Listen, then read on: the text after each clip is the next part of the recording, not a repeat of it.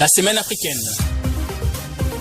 Les grandes mutations sur le plan géopolitique. Les questions sécuritaires en Afrique et au Sahel. Développement, société, culture, cinéma, musique, festival, rencontres. Un comeback de la semaine sur l'actualité africaine.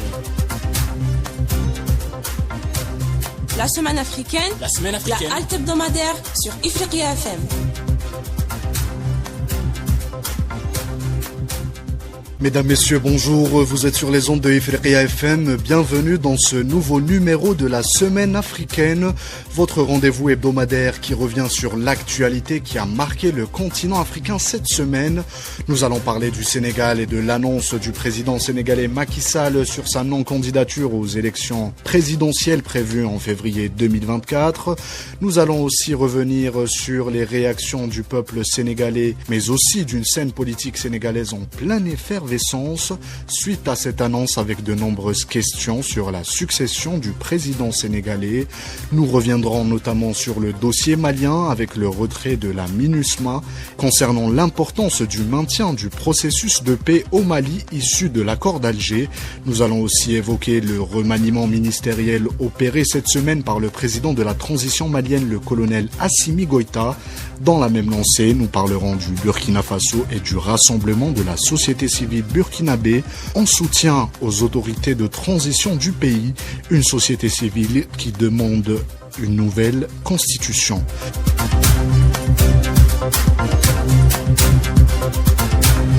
Nous allons nous pencher sur le dossier soudanais et la poursuite des combats dans le pays ainsi que de la situation humanitaire qui se dégrade de plus en plus.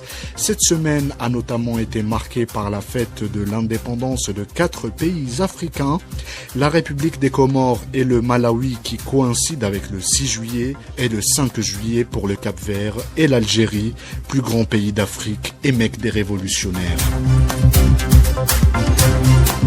Et du sport pour finir avec le coup d'envoi des Jeux Olympiques arabes organisés sur le continent africain, précisément en Algérie. Inakwana Africa. Anisogoma Africa. Sabah al-Khair Ifriqiya. Good morning Africa. Ifriqiya FM pour mieux vous informer de l'actualité africaine. Un regard africain sur l'actualité africaine. Ifriqiya FM, votre chaîne africaine.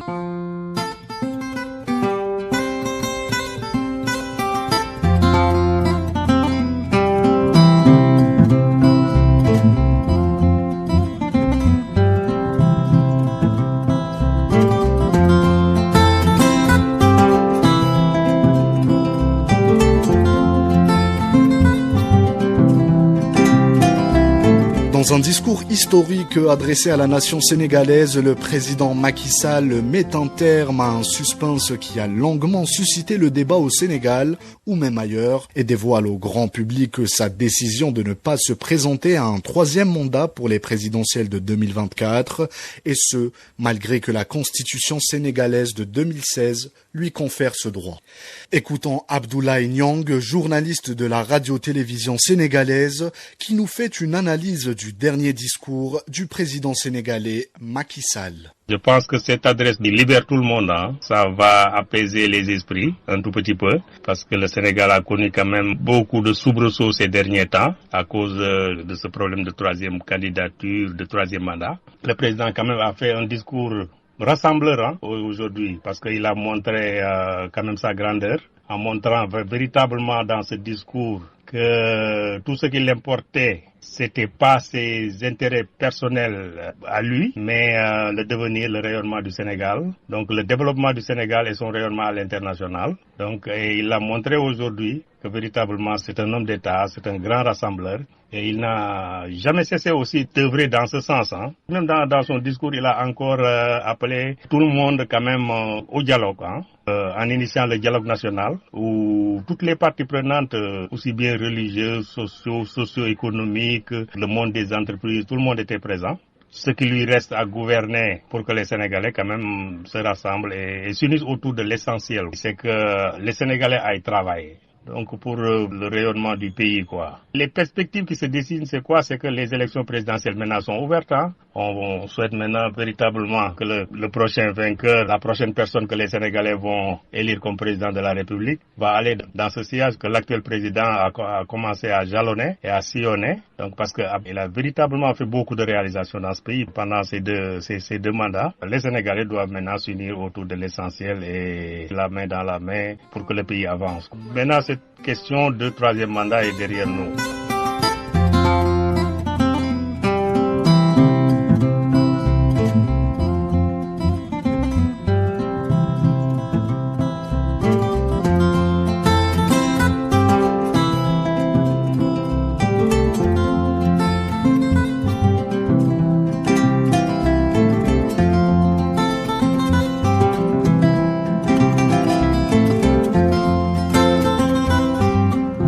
La décision du président Macky Sall suscite de nombreuses réactions. La plupart saluent la sagesse du président sénégalais, alors que son pays est confronté à une crise politique mais aussi économique. Quelle perspective pour le Sénégal?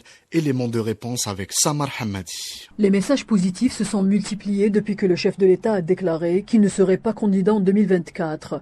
Des réactions locales, mais aussi internationales, ont toutes salué la décision du président, qui selon eux a fait l'histoire lorsqu'il a décidé de devenir le premier président sénégalais à superviser l'organisation des élections présidentielles auxquelles il ne participe pas. Les citoyens sénégalais sont ceux qui ont commenté le plus sur les réseaux sociaux, notamment sur les pages du président sénégalais. Les réactions ont également traversé les frontières du Sénégal, venant d'Afrique et d'ailleurs, comme l'ancien président du Niger Mahamadou Issoufou, qui a écrit que le président Macky Sall vient de prouver qu'il a un haut niveau d'intelligence politique. Cette décision intervient à la lumière du déficit général croissant de l'économie du pays, comme l'explique Samir Qaïdi, spécialiste des relations internationales. Le Sénégal est en train de vivre les prémices d'une crise économique. Le taux d'inflation a atteint en 2022 un niveau record, environ 9,7%, tandis que la croissance économique a drastiquement diminué, passant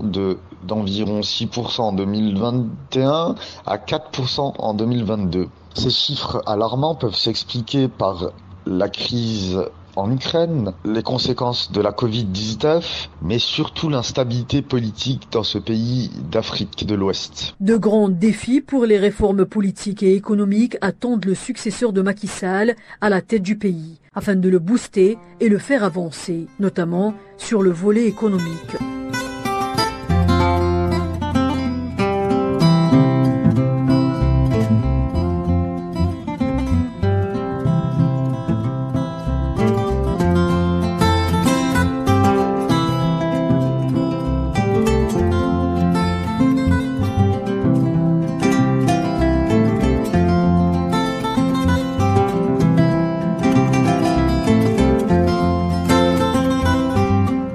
S'il renonce à un troisième mandat, le président sénégalais reste au pouvoir jusqu'aux prochaines élections présidentielles prévues en février 2024. Son bilan économique est plutôt positif selon les observateurs, avec le lancement de plusieurs projets. Mor Gassama, expert en économie, nous en dit plus depuis la capitale Dakar. Il y a beaucoup de réalisations, ça on a dit qu'on ne vient pas. Il y a un projet qui lui tenait à cœur et qu'il n'a pas pu réaliser, c'est surtout le chemin de fer du Sénégal. On ose espérer que son successeur fera un effort dans ce sens. Parce que c'est extrêmement difficile de voir un pays qui se développe sans pour autant quand même investir dans les chemins de fer. Et sur le plan économique, il y a vraiment de la matière. Son bilan matériel suffisait largement à ses partisans pour battre campagne et prétendre à autre chose.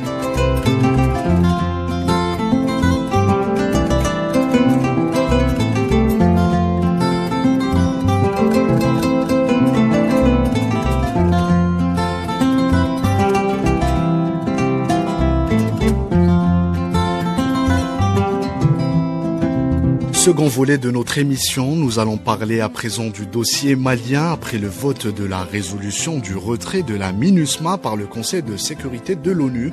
Le secrétaire général des Nations Unies a rappelé l'importance de l'accord pour la paix et la réconciliation issu du processus d'Alger, un sujet qui a justement été au cœur des discussions lors d'une audience accordée cette semaine par le chef de la diplomatie malienne Abdoulaye Diop à l'ambassadeur d'Algérie à Bamako. Riyash El-Houas. Écoutons-le, il est au micro de Ifriqiya FM. Lors de l'entretien, nous avons abordé principalement deux questions. La première a trait à l'accord de paix concernant le nord du Mali, accord issu du processus d'Alger. Et la deuxième concerne la question du Sahara occidental. S'agissant du premier point, M. le ministre a réitéré le ferme attachement de son pays à l'accord de paix et à la nécessité de sa mise en œuvre dans les meilleurs délais possibles, selon des procédures et formules à définir ultérieurement lors de consultations auxquelles prendront part bien sûr autour de la République du Mali, l'Algérie en sa qualité de chef de file de la médiation internationale. Le second point concerne la question du Sahara occidental. Monsieur le ministre a réitéré l'attachement de son pays aux résolutions pertinentes des Nations Unies concernant cette question et concernant le droit du peuple sahraoui à l'autodétermination. Il a également exprimé sa préoccupation concernant l'impasse dans laquelle se trouve actuellement le processus de règlement de ce conflit.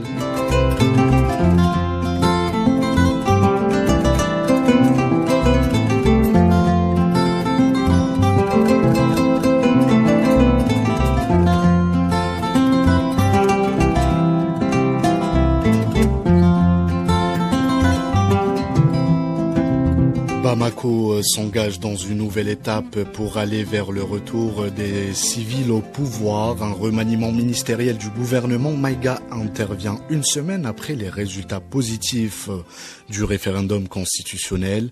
Il a été opéré 24 heures après la décision du Conseil de sécurité concernant le retrait de la MINUSMA, des décisions accueillies favorablement par de nombreux Maliens. L'espoir de voir leur pays réussir sa transition et aller vers une stabilité politique et sécuritaire se propage. Notre correspondante Angèle Dembélé nous en parle depuis Bamako. L'actualité chez nous reste dominée par cette modification apportée au sein du gouvernement par le président de la transition, le colonel Assimi Goïta. A noté que depuis son entrée officielle en 2021, le chef de l'État malien n'avait pas procédé à un remaniement au sein de son gouvernement. Eh bien, il l'a fait et rendu public ce samedi 1er juillet 2023. Ce tout nouveau changement a concerné 16 ministères afin de savoir l'avis des citoyens concernant cette nouvelle modification apportée au sein de notre gouvernement. Nous avons tendu notre micro à quelques citoyens. Je pense que vraiment, en fait, c'est une bonne chose, puisque le Mali, c'est une continuité. Et si chacun de nous parvient à montrer un peu de ce qu'il connaît, je pense que cela ferait avancer le pays. Ce remaniement, je le trouve opportun parce que il y a de cela quelques mois, avec la brousse sociale au sein du gouvernement, vraiment on voyait qu'il y avait cette nécessité. Un exemple palpable au niveau de l'enseignement supérieur, ils sont en grève illimitée. Et je prie Allah subhanahu wa ta'ala pour qu'il y ait la stabilité, la sécurité, qu'il y ait la paix entre les Maliens. Et c'est l'union fait la force. De Bamako, Mali, Angèle Dembélé pour Ifriqiya FM.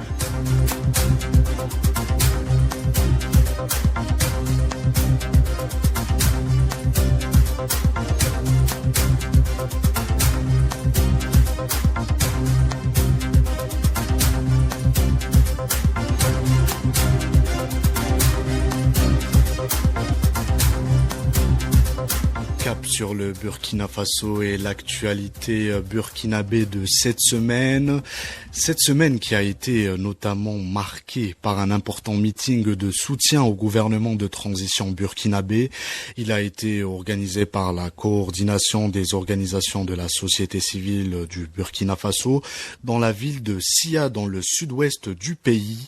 Selon les médias locaux, des centaines de manifestants ont clamé leur soutien aux autorités de transition burkinabé dans leur combat contre l'insécurité et ont notamment réclamé une nouvelle constitution à la hauteur des attentes du peuple de ce pays. Le Burkina Faso poursuit sa lutte acharnée contre le terrorisme transnational. Sa stratégie militaire s'améliore. Ouagadougou a procédé cette semaine à de nouveaux changements au sein de son armée. Mariam Savadogo nous en parle. Le remue-ménage au sein des forces armées nationales du Burkina Faso se poursuit à travers des décrets signés du capitaine Ibrahima Traoré. Des nominations ont été faites au niveau du groupement de forces pour la sécurisation de la boucle du Moun, des directions centrales de service et au niveau des bataillons d'intervention rapide. Dans un pays en crise sécuritaire, les nominations dans l'armée revêtent d'une importance cruciale. Depuis 2016, année des premières attaques sur la capitale Ouagadougou, les changements à la tête de l'armée fusent. Que faut-il comprendre? Incompétence et inexpérience. Dans une période de crise, il est essentiel que les nominations se basent sur ces deux facteurs. Les officiers nommés doivent posséder les compétences nécessaires pour faire face aux défis sécuritaires auxquels le pays est confronté. Leur expérience antérieure dans des situations similaires peut être un atout précieux. Dans un environnement en crise, il est essentiel que les officiers nommés soient intègres et moralement irréprochables. La corruption et les abus de pouvoir peuvent sérieusement compromettre les opérations de sécurité et miner la confiance de la population. Les nouvelles nominations doivent donc être transparentes et éviter tout soupçon de partialité ou de favoritisme. Mariam Savadogo, Ouagadougou pour Ifriqiya FM.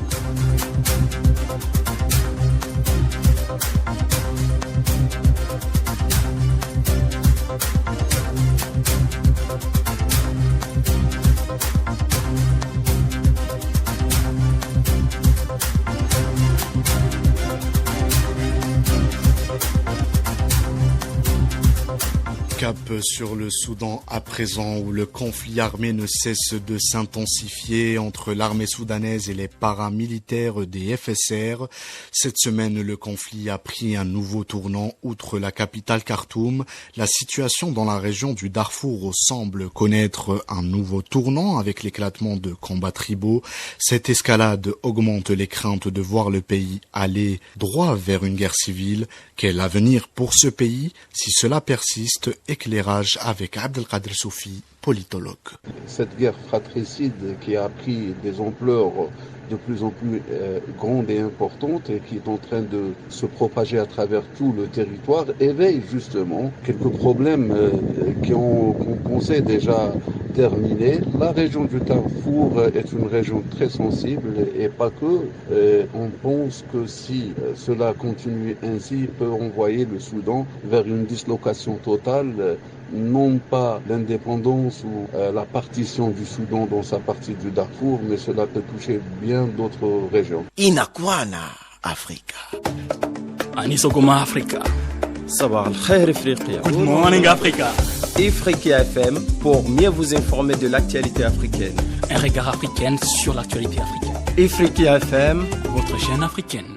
Cette semaine a été marquée par les fêtes de l'indépendance de 4 pays africains, la République des Comores et le Malawi qui coïncident avec le 6 juillet et le 5 juillet pour le Cap-Vert et l'Algérie qui est le plus grand pays d'Afrique et connu comme la Mecque des révolutionnaires avec plus de 5 millions de martyrs pendant 132 ans de colonialisme français, dont 1,5 million de martyrs pendant la glorieuse révolution de novembre 1954, l'Algérie a arraché son indépendance le 5 juillet 1962 et c'est ainsi qu'elle est devenue le symbole de la résolution et de la lutte contre les affres du colonialisme. 61 ans après son indépendance, l'Algérie continue son combat aux côtés des causes justes à travers le monde et œuvre pour la paix et la sécurité en Afrique et dans le monde. Elle déploie d'importants efforts dans ce sens et demeure une source d'inspiration pour les pays du continent africain. Atiya Jawid Jarnabi, professeur et chercheur tchadien, nous en parle au micro de Ifriqiya FM. On félicite d'abord tous les Algériens dans leur ensemble, le peuple, le gouvernement, le président et tous ceux qui aspirent à la paix et à la liberté et à l'indépendance par rapport à cette fête qui doit être célébrée d'une manière excellente, triomphale, parce que la révolution algérienne était l'épopée du XXe siècle. C'était une grande épopée que le XXe siècle a connue, une épopée qui est venue vers la fin, qui donne un résultat. C'était non seulement l'indépendance, mais une souveraineté totale de l'Algérie sur son territoire, sur l'ensemble de son territoire, et de se libérer du joug colonial. C'était une inspiration, c'était c'était toute une histoire pour nous, le peuple d'Afrique, du nord jusqu'au sud, de l'est jusqu'à l'ouest. C'était une révolution qui nous a beaucoup marqué et qui nous marque jusqu'à aujourd'hui. Cette révolution algérienne est l'une des rares et de grandes révolutions que l'histoire humaine a connues. Vous savez que grâce à cette révolution algérienne, que beaucoup de pays africains sont libérés par la suite. Nous, en Afrique, si vraiment dans cette contrée, c'est-à-dire dans cette Afrique, dans ce continent, il y a un vrai pays indépendant ou souverain, nous on parle toujours de l'Algérie. La parole de l'Algérie pèse au niveau des scènes internationales et continentales, ainsi de suite.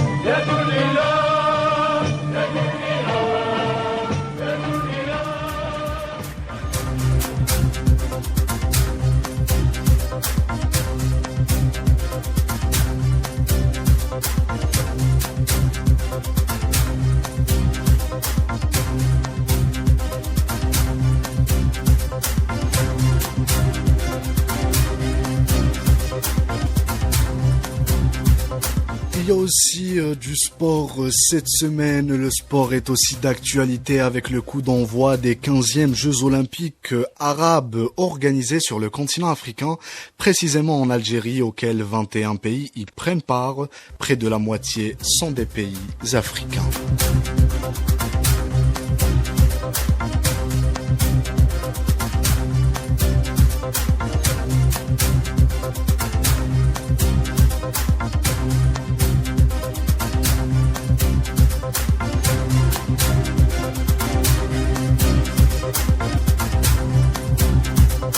Dans l'actualité africaine de cette semaine, en bref, pour clore cette émission, nous évoquons aussi l'annonce du président sud-soudanais Salva Kiir de sa candidature pour sa réélection aux élections présidentielles prévues en décembre 2024 au Sud-Soudan. Le président de la République comorienne Azali Assoumani annonce que les élections présidentielles initialement prévues en mars et avril 2024 seront finalement avancées de 3 mois pour se tenir en décembre de l'année en cours.